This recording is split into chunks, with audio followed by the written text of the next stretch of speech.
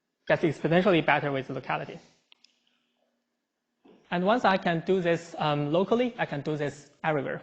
So okay, now we go back to the more general question of making a global change to the Hamiltonian. The strategy is very, very simple. We just transform many, many small regions in parallel, right? Because they are local operations. I can do them in parallel as long as they are far apart, as long as they are non-overlapping. So after hopefully a small number of layers, then I can changing the initial state to the final one.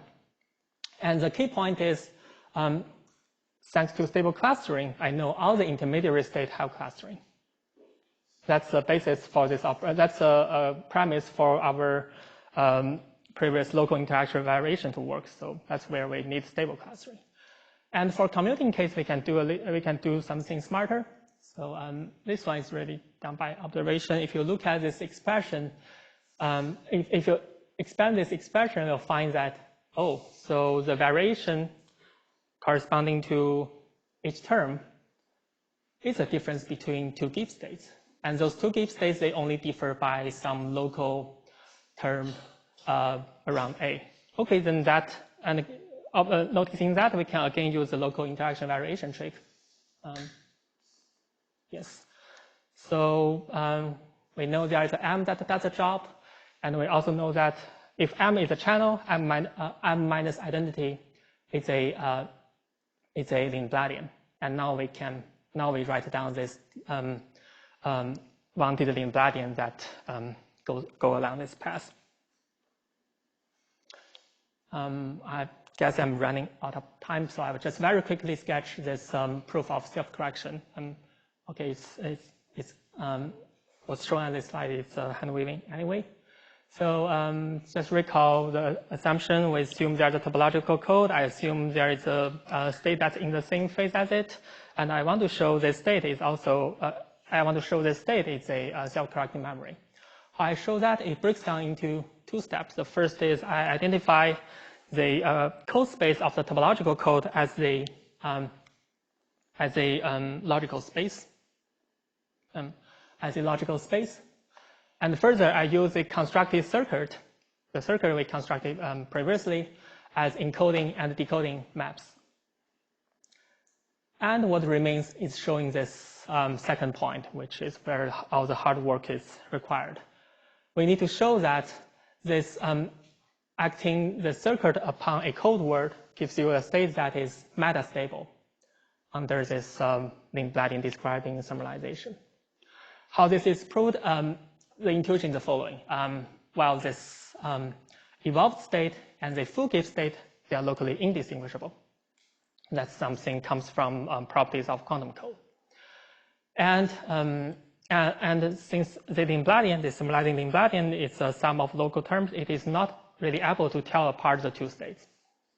And as a result of that, if since the Lindbladian stabilizes the full Gibbs state, it will also stabilize this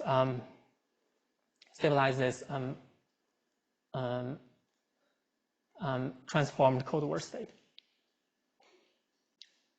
Okay, and then just some open questions. So there are still some room for improvement in our construction. For instance, given the theorem for commuting Hamiltonian, it's very natural to expect that stable clustering is really just a technical property that could be get rid of, even for non-commuting Hamiltonians. And for now, we don't know how to do that. And then well, our result is analogy. It's analogous to quasi-adiabatic evolution.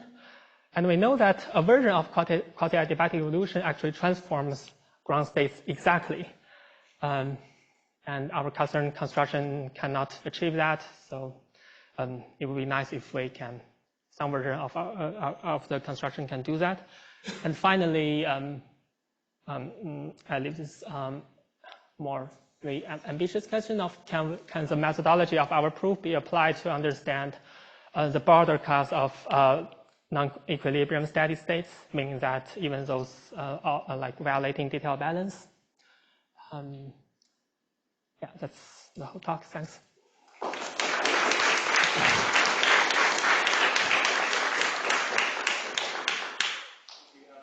One question. I have a question about the continuous symmetry breaking. Yes. So in a pure state, ground state land, naively, if you want to connect within a goldstone, like within a continuous symmetry breaking phase, it seems like it shouldn't work because it's gapless. Yes. But actually it works pretty well because like all these goldstone modes, nothing couples to them. Like the perturbations in the Hamiltonian, they don't break the symmetry.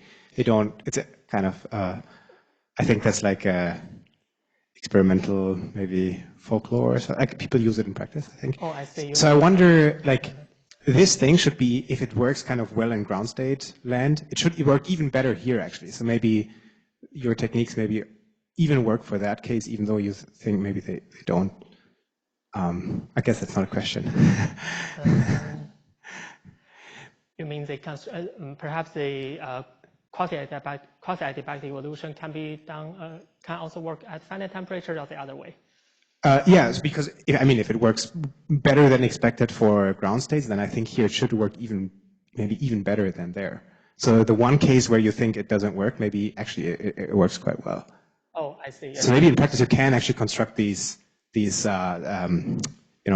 short depth circuits, not circuits. Connecting within you only expect to work in goldstone phase. Exactly. Not a critical point. I think it could work, yeah. Well, okay, so maybe. Yeah, I actually kind of believe that, but I guess it's just not captured by all the current proof techniques. Sure, yeah.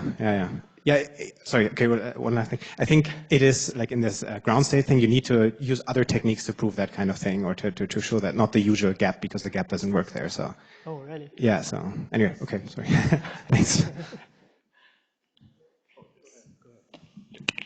So I'm still curious about this connection to local indistinguishability, because in my impression of when one can construct this sort of... Sorry, a connection to...